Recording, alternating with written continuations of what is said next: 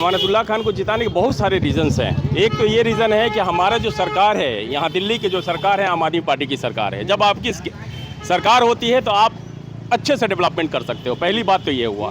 दूसरी बात, केजरीवाल के इतनी योजनाएं हैं और केजरीवाल ने जो बिजली, पानी, एजुकेशन, हेल्थ सब पे काम किया है। मैं तो बोलता हूं कि भारत की आज़ादी के बाद 1947 के बाद अगर किसी क्रांतिकारी पॉलिटिशियन का नाम रखा जाए ना तो उसका नाम केजरीवाल होना चाहिए। क्योंकि केजरीवाल ने राजनीति दलदल में फंसी हुई थी ना, ये अन्ना के बाद एक ऐसी राजनीति, एक ऐसे व्यक्तित्व का उदय हुआ जिस व्यक्तित्व ने पूरे हिंदुस्तान में विकास पे बात करने के लिए मजबूर कर दिया।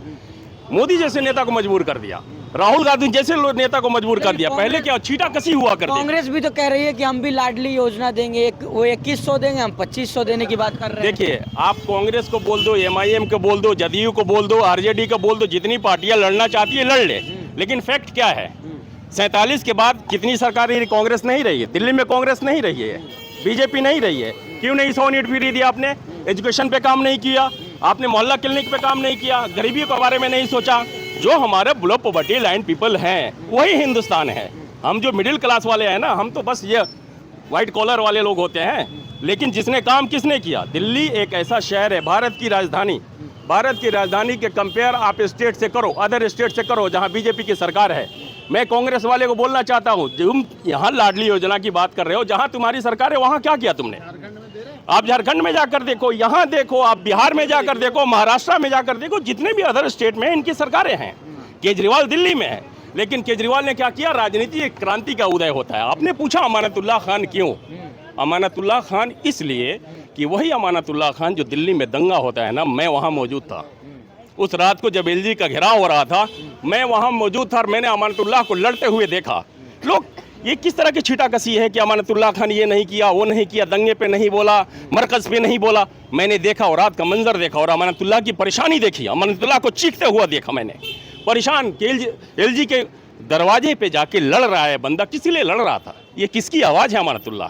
और जो भी हमारे अदर पार्टी के लोग हैं, मैं आपके मीडिया के चैनल के माध्यम से ओखला के आवाम को बताना चाहता हूँ कि तुम्हें अगर लेसन लेना है, उदाहरण लेना है, तो उदाहरण तुम ले लो बिहार से।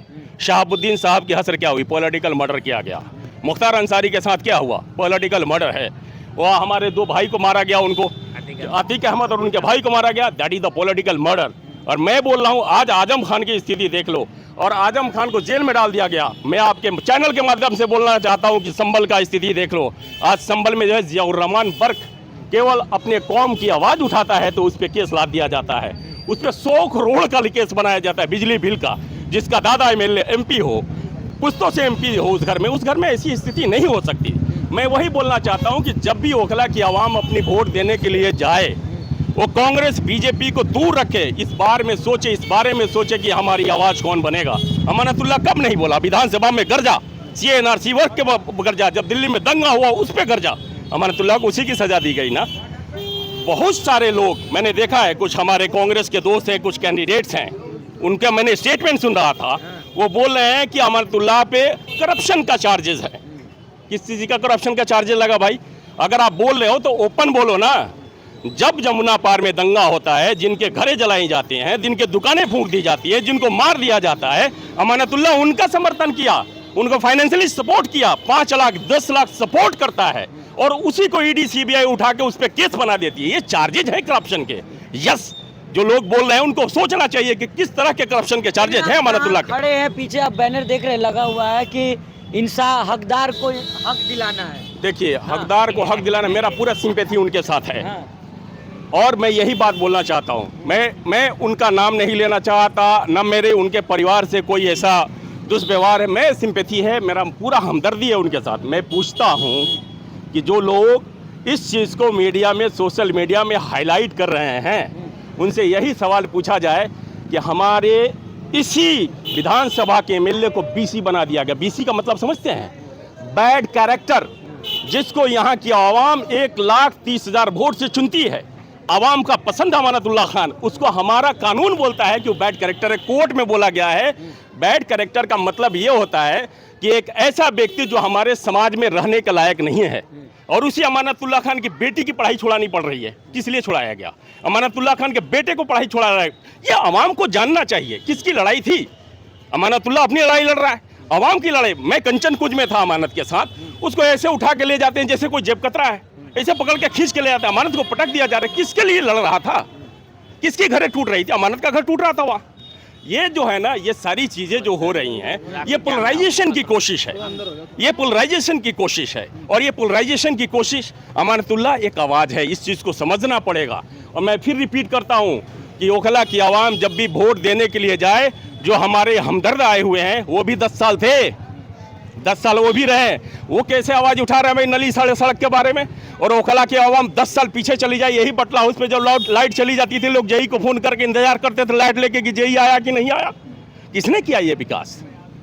तो कह रहे हैं कि अमानतुल्लाह फाइट में ही नहीं है, आप इतनी तारीफ कर रहे हैं अमानतुल्लाह। देखिए, ये तो विपक्ष, यही तो डेमोक्रेसी है। मैंने बोला ना, भारतीय संविधान ने, भारत के लोकतंत्र ने, भारत का संविधान आपको इजाजत देता है कि आप पक्ष विपक्ष की बात करें। आप डिबेट पे आ जाओ ना, मुद्दे पे बात करो।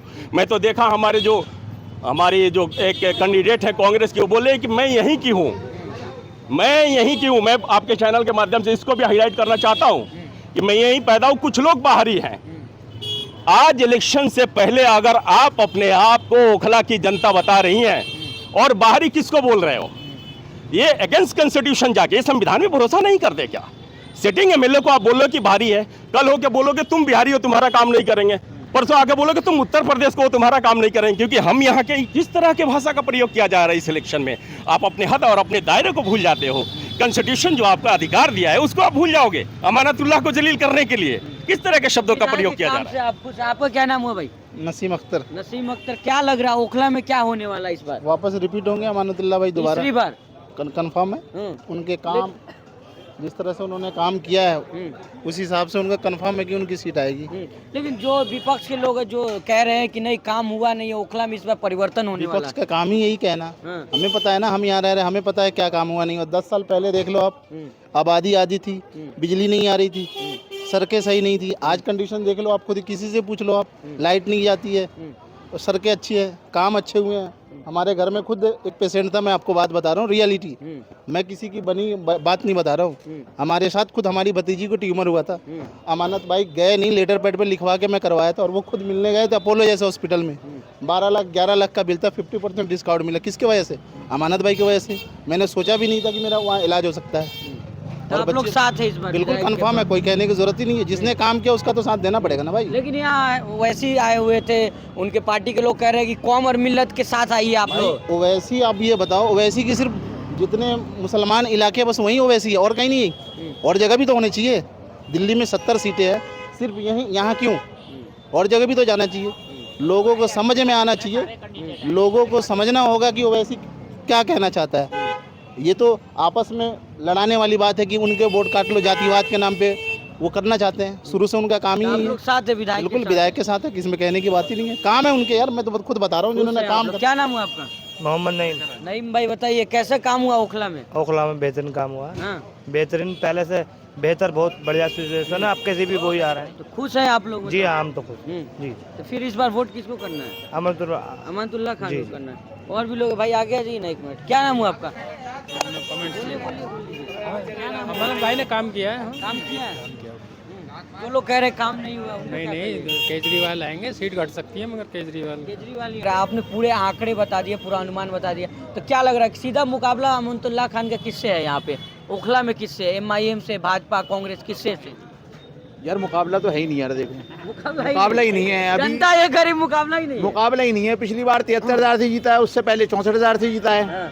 इस बार कितना से? अब के कम से कम जो है मेरे हिसाब से 50 प्लस, 50 प्लस अभी तक जा रहा है, 50 प्लस। चलिए।